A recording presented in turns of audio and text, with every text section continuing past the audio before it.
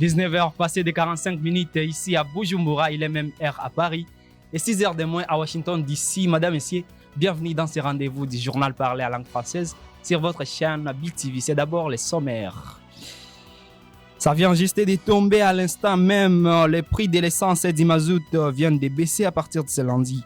Dans la ville de Bujumbura, les prix d'un litre d'essence passent de 4 550 francs à 4 350 francs. Celui du mazout vient de passer de 4 395 à 4 250 francs. Vous allez suivre les détails dans ce journal. Et le président Évariste Ndayishimiye ne comprend pas toujours pourquoi les élèves ne réussissent pas alors qu'ils sont dans de bonnes conditions. Vous suivrez le président dans ce journal. Madame, Messieurs, c'est tout pour les sommaires. Bienvenue si vous nous rejoignez. Nous sommes mardi 6 novembre 2023. Madame, Messieurs, bienvenue. Et comme je venais de le dire dans les sommaires, ça vient juste de nous parvenir. Les prix d'essence viennent de monter, celui du mazout à partir de ce lundi. Dans la ville de Bujumbura, les prix d'un litre d'essence passent de 4 550 francs à 4 350 francs. Celui du mazout passe de 4 395 à 4 250 francs.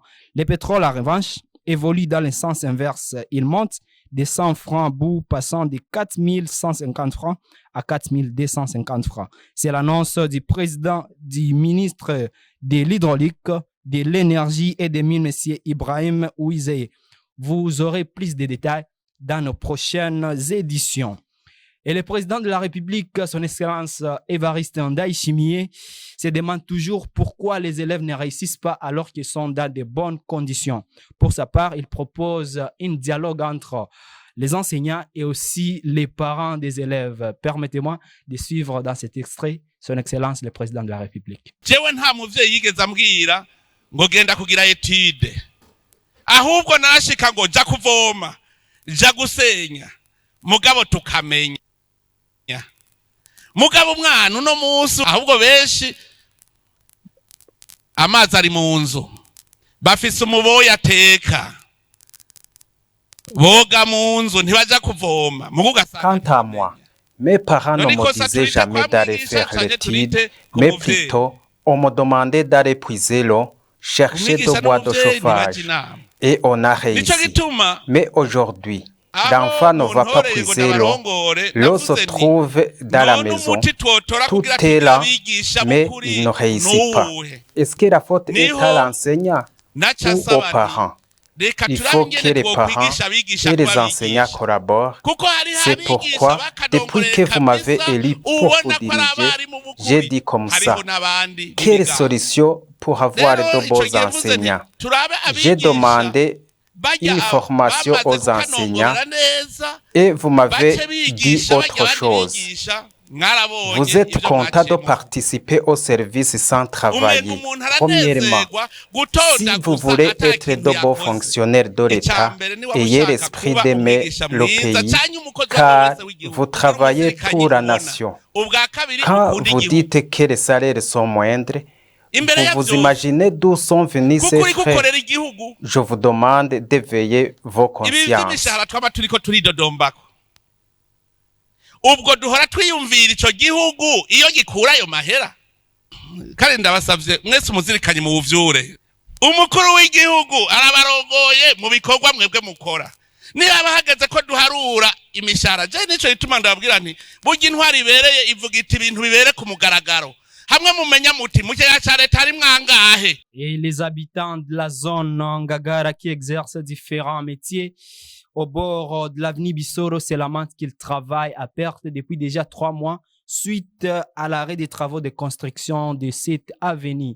C'est le reportage de Gilles Verne Nakiman. Les habitants du quartier 7 de la zone Ngagara qui exercent les activités près de l'avenue Bissoro, qui est impraticable depuis 3 mois suite aux travaux de construction effectués par le Bouha au moment où il était prévu la construction du bureau de paillage à l'école ex-Saint-Gabriel près de cette avenue. Après l'arrêt des travaux, la population exerçant les activités tout près dit que le travail à perte en prise pendant la saison des pluies, les piétons ne peuvent pas y passer.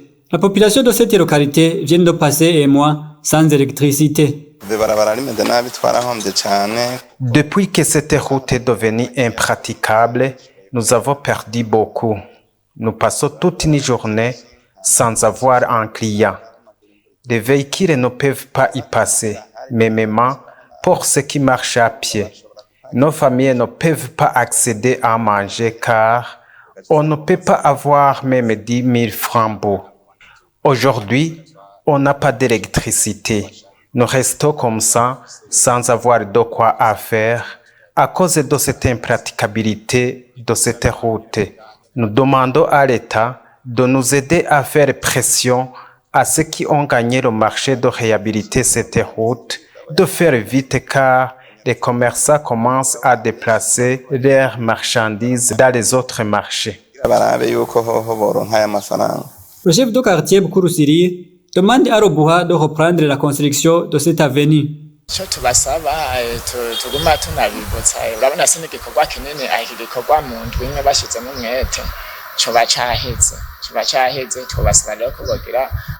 que nous demandons, c'est de réhabiliter aussi vite que possible cette route pour faciliter les usagers de cette route. Ceux qui vont se faire soigner en passant par cette route, même les propriétaires des véhicules ne sont plus à mesure d'y passer, mais quand cela nous tient, nous travaillons jour et nuit pour que ce problème trouve la solution.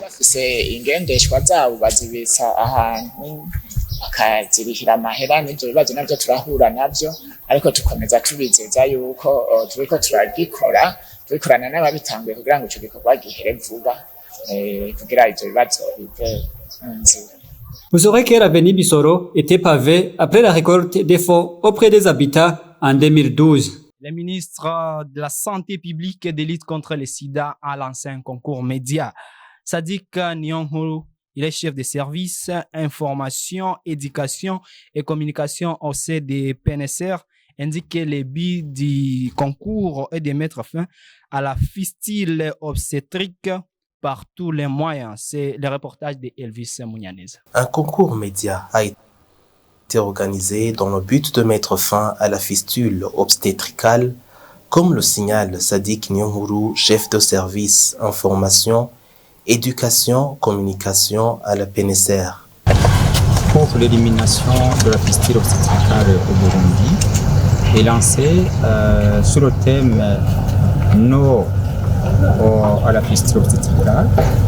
Et cela veut dire que nous voulons donc lancer un message fort à la population, un message de sensibilisation, un message de recherche des cas suspects de fistule obstétricale pour qu'il n'y ait aucune personne qui souffre de la fistule au Burundi, zéro personne avec fistule.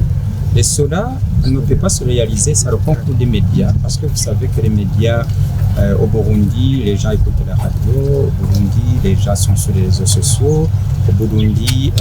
Donc nous voulons exploiter tous les canaux de communication pour que le message arrive à tout le monde, pour que le message puisse être compris par que ce soit les autorités, que ce soit les gens des églises, que ce soit toute la communauté, pour que tout le monde se lève comme un seul homme à la lutte contre la fistule obstétricale. Sadik Nyonghuru fait savoir les symptômes auxquels on connaît l'apparition de la maladie. Au cours de l'accouchement, lorsque l'enfant veut sortir, il y a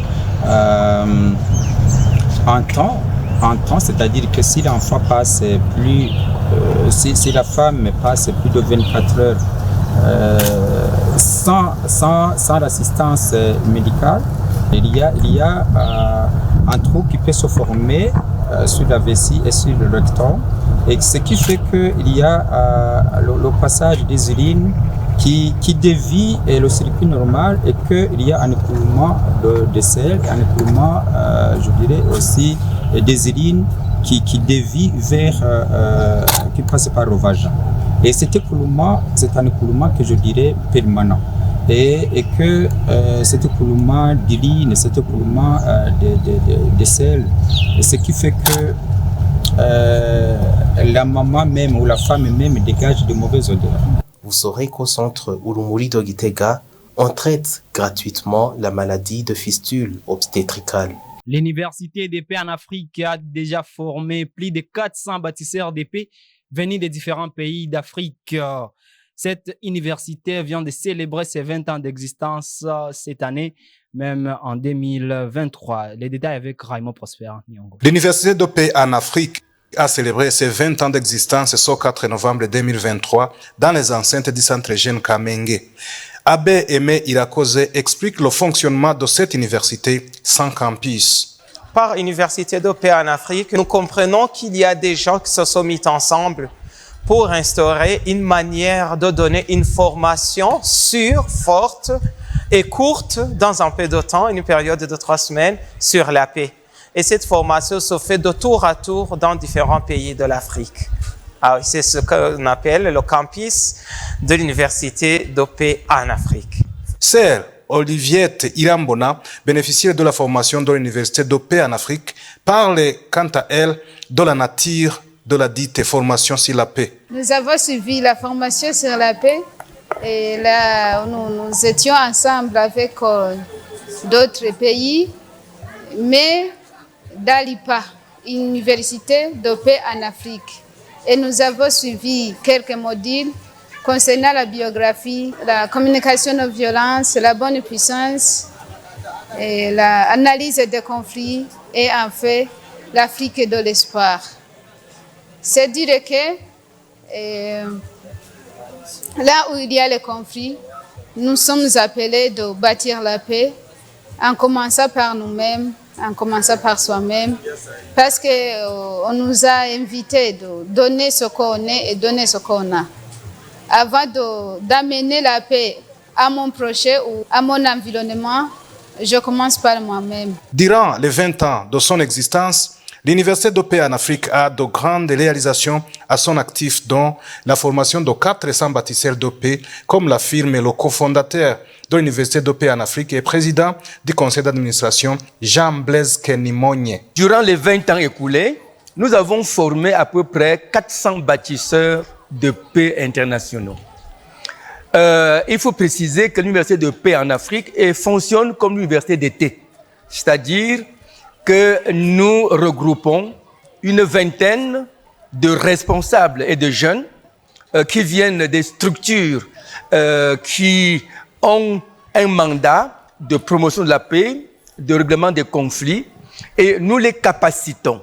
Nous renforçons leurs capacités avec une formation académique de niveau universitaire, mais très pratique sur, par exemple, l'analyse des conflits, sur la médiation, sur la communication non violente, sur la biographie, leur biographie, parce que chacun doit se connaître avant de voir comment être bâtisseur de paix, sur un module que nous appelons la bonne puissance, c'est-à-dire en fait la puissance intérieure. Parce que la puissance divine qui est en nous est la plus haute puissance que nous pouvons utiliser pour transformer les événements. La célébration de l'anniversaire de 20 ans de l'Université de paix en Afrique a été l'occasion de décerner les certificats aux lauréats burundais. Cérémonie ont vu la participation des représentants de l'État, de l'Union européenne, de l'Union africaine et la Commission justice et paix de l'Église catholique, entre autres. Le temps pour la Golden Saison, la saison pour gagner. Les règles sont simples. Parie sur le sport, obtiens des billets promotionnels, participe au tirage. Golden Saison, temps d'or pour gagner. Utilise le code promo pour obtenir le bonus de bienvenue. Le temps pour la Golden Saison, la saison pour gagner. Les règles sont simples. Parie sur le sport, obtiens des billets promotionnels, participe au tirage. Golden Saison, c'est le temps d'or pour gagner. Golden Saison, c'est le temps d'or pour gagner. Golden Saison, c'est le temps d'or pour gagner. Quelle saison? Golden Saison, temps d'or pour gagner. Utilise le code promo pour obtenir le bonus de bienvenue. Le nouvel hyper bonus de 1000%. Participez. Placez vos accumulateurs avec OneXBet. Hyper bonus, mieux que le bonus. OneXBet présente le nouvel hyper bonus de 1000%. Participez, placez vos accumulateurs avec OneXBet et augmentez vos gains jusqu'à 1000%. super bonus, mieux que le bonus.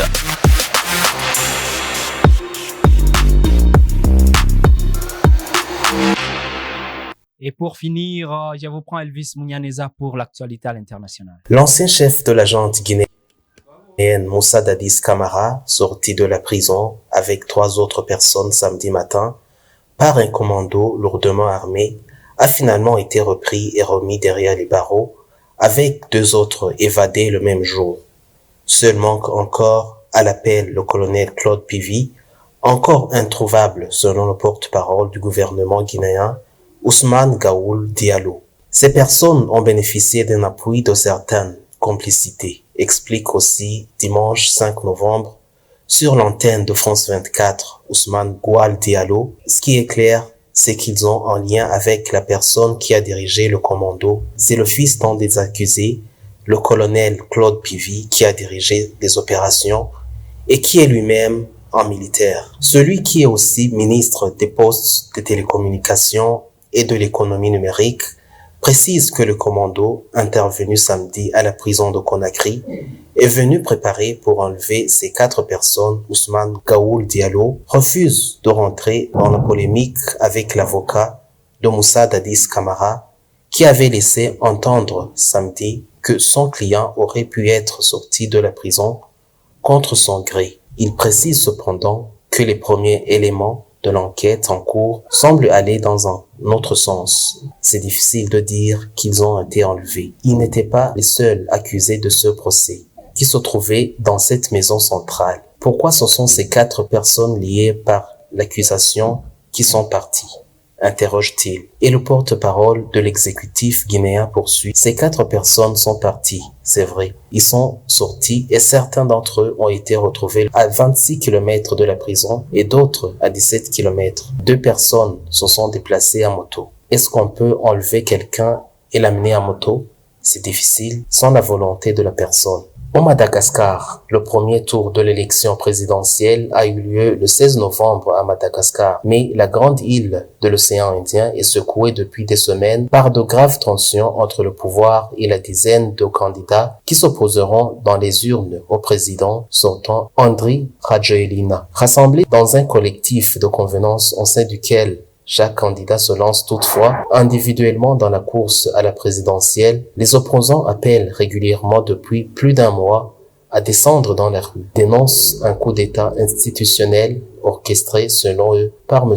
Rajoelina en vue du scrutin. Ces manifestations ont été systématiquement dispersées par les forces de l'ordre avant qu'une tolérance des autorités ne soit dernièrement appliquée. Mais la place du 13 mai à Antananarivo, lieu hautement symbolique et théâtre historique des contestations politiques sur l'île, est restée un terrain défendu pour l'opposition. Depuis octobre, une tentative de rassemblement y avait été tuée dans l'œuf par des jets de gaz lacrymogène. La blessure au visage d'un candidat de l'opposition par un éclat de grenade lacrymogène avait conduit au port d'une semaine du scrutin initialement prévu le 9 novembre. N'abandonnant pas le bras de fer, le collectif d'opposants a une nouvelle fois appelé samedi à prendre la fameuse place malgré une interdiction préfectorale. Les quelques centaines protestataires partis de plusieurs quartiers de la capitale ont été dispersés bien avant d'atteindre les lieux. Le gouvernement a regretté mercredi dans un communiqué un acte de provocation inadmissible avec ce nouvel appel de l'opposition et fustigé des candidats qui ont manifesté publiquement une volonté de renverser le pouvoir en place et entraver la tenue des élections. 13 candidats sont en lice. Andry Rajoelina, 49 ans, avait accédé au pouvoir en 2009 à la faveur d'une mutinerie chassant Marc Ravalomanana, interdit de se présenter par la communauté internationale en 2013. Il avait été élu en 2018. L'opposition dénonce une série de récentes mesures favorisant, selon elle, M. Rajoelina, parmi celles-ci, le rejet en septembre par la plus haute juridiction du pays de 3 recours réclamant l'invalidation de la candidature de Rajoelina pour défaut de nationalité malgache. Au Nigeria, la raffinerie de pétrole Dangote produira 650 000 barils par jour, ce qui lui permettra de résoudre la crise de l'approvisionnement énergétique du Nigeria. Pour sa phase d'essai qui débutera en décembre, la compagnie pétrolière nationale a annoncé une livraison de 200 000 barils par jour sur un an, selon un accord. Les livraisons se poursuivront jusqu'à atteindre sa capacité totale de près de 650 000.